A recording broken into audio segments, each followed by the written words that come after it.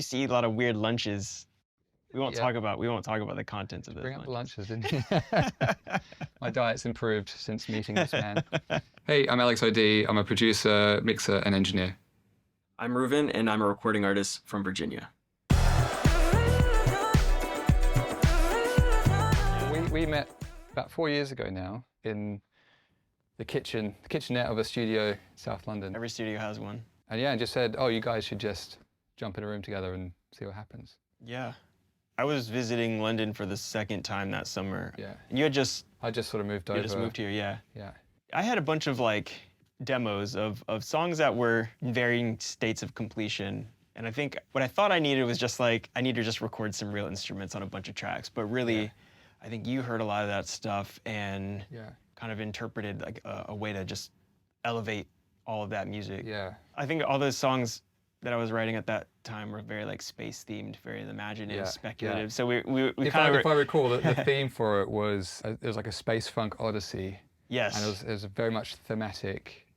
A into B into C adventure on that record. Yeah, kind of like a space opera. Yeah, yeah. And you had you know. Quite good for a debut album. Yeah, yes, a very challenging debut album. Space opera will be the first, first venture. And then we'll move on to lighter material. Then we'll do pop music after that. But yeah, I mean, I think also like you were pretty keen on like just plugging in any of these number of tools that you have and just getting like even for some like replacing some sounds. I think unpacking everything and seeing what was there, seeing what sort of bits we could challenge and, you know, explore.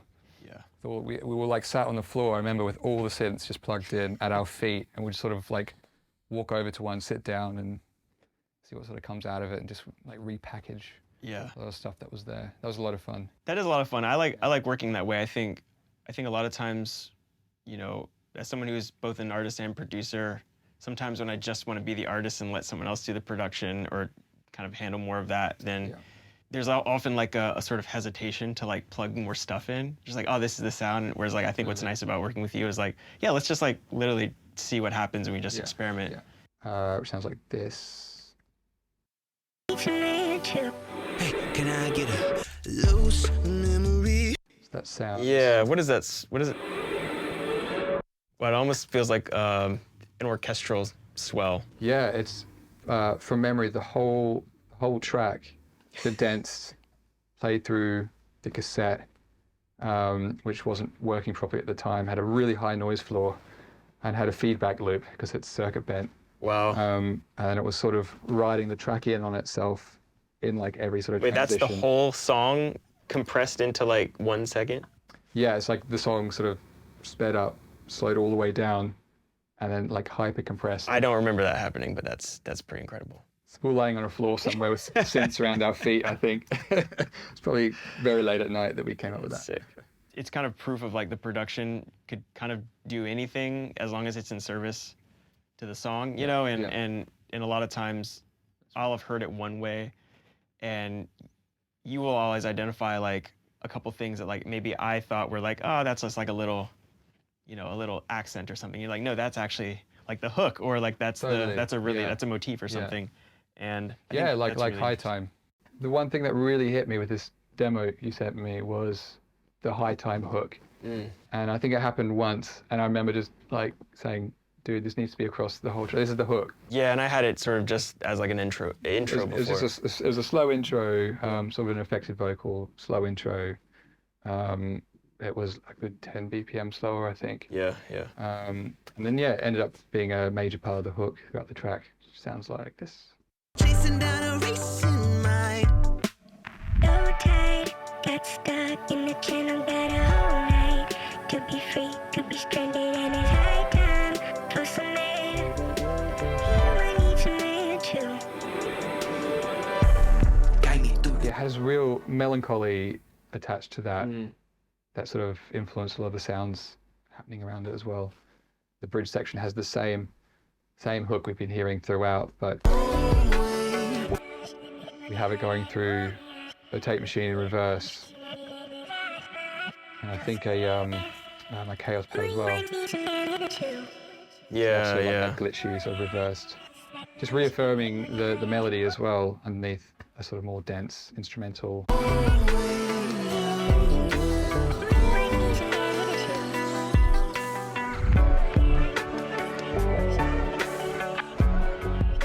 But it's good. I mean, that took us out to. We ended up doing sessions together in Berlin, recording like sort of janky upright pianos and the roughest drum kit with the back of a beater, the back of like a soft beater. Yeah, we had no drumsticks, so a random. I think it was like something from like the kit. It might have been like a wooden spoon or something, like a really thick wooden thing.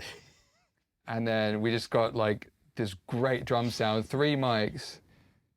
Through like some, like I think it was like an old Swedish radio sort of console I'd never seen before. It's like loosely based off a Neumann console. Yeah. And then we just came back to London with that, chopped it all up. Yeah. Made some great samples and loops and all that out of it. That was great. Yeah. But I do a lot of writing at home, and I've kind of worked out a workflow now where I know where I reached that kind of point where I'm like, I'll bring that track to you and then say, hey man, like, what do you think about this? And I think the last time I sent you like, I don't know, 6 or 7 things. I was like, hey, I want to make songs out of all these. You had quite a few tracks, and there were 3 absolute standouts that we sort of attacked right away. The vocal in the first half of the track is still your demo vocal that you sent. Right. You did a sort of.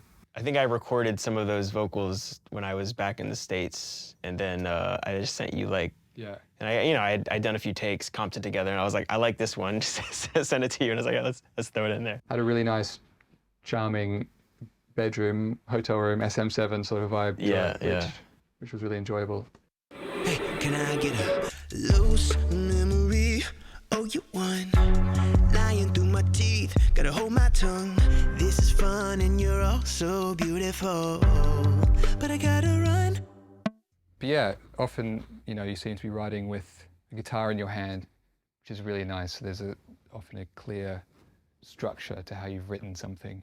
When that comes to me, we just sometimes unpack it, turn it upside down, flip it around, destroy it, and then see what comes out the other side. Yeah, I think I used to be a lot more fearful of that moment where flying into Pro Tools, like breaking it apart, like that used to scare me so much. Yeah. Just being like, I have no idea how we're gonna get to the finished product.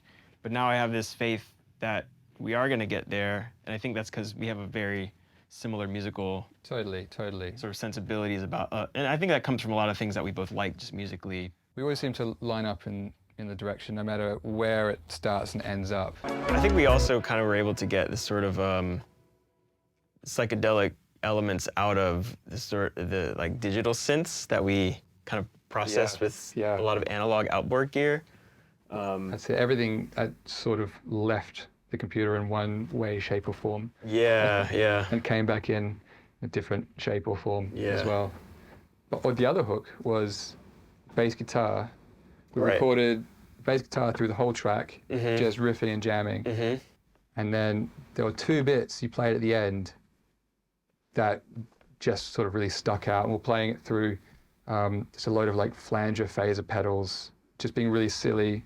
And that ended up being quite a memorable hook that, seems to sort of have a different space to it than the long form hooks. Right. Sort of comes in here.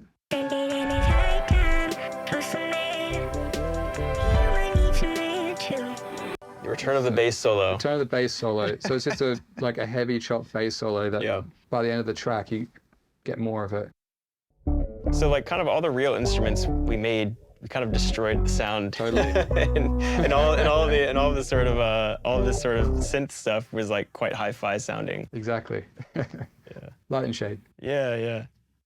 Even outside of whatever the artist, producer, songwriter role is, it's just like having a second set of ears that you trust is really important in that process, because like you're hearing things with a little bit of distance that I can't have from something if I've written it and I've recorded, demos and stuff like that. Yeah. The whole track was balancing loads of different vocals that were recorded, different continents, different microphones. Yeah. Just sort of not trying to overly affect them as a crutch, but get them to sort of sit with each other as very purposefully different sort of characters that are coming out in this song anyway. And that sort of cultivated right to the end where there's a load of stretched and pitched stuff that we didn't re-record after we re-pitched the track. It left a load of really nice artifacts, like these tracks here. You have this horribly stretched and pitched moment.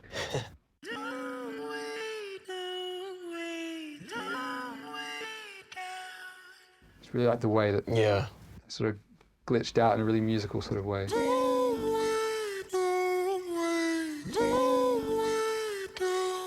And that was laid with something we recorded clean, and then I stretched it again to get the same sort of artifact, and then we sort of played with the formant on that to sort of get a bit deeper.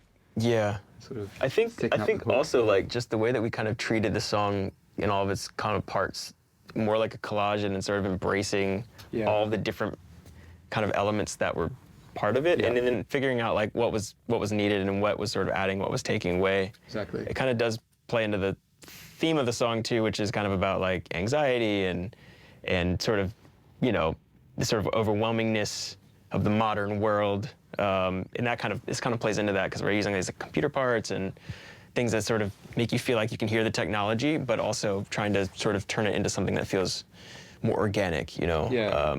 Taking the surreal and going between what is surreal, organic feeling, and that's a good. And I think that's kind of a nice, like, I think also just like kind of as artist-producer dynamics go, like it's interesting to kind of find that sweet spot where you can both kind of talk about like what's actually the meaning of the song and like what is the songwriting saying and like how does the production support that in a way that totally sort of that's the most important thing. Sort of unpacking the demo is like what's the feeling and communication that is coming from this? How can you embrace that? Or how can you challenge that and take that further one way or the other? Yeah. This is that outro. It's a long way down. I've loved working in here. I feel like, you know, you're the kind of person who has a lot of gear but actually uses all of it like pretty regularly.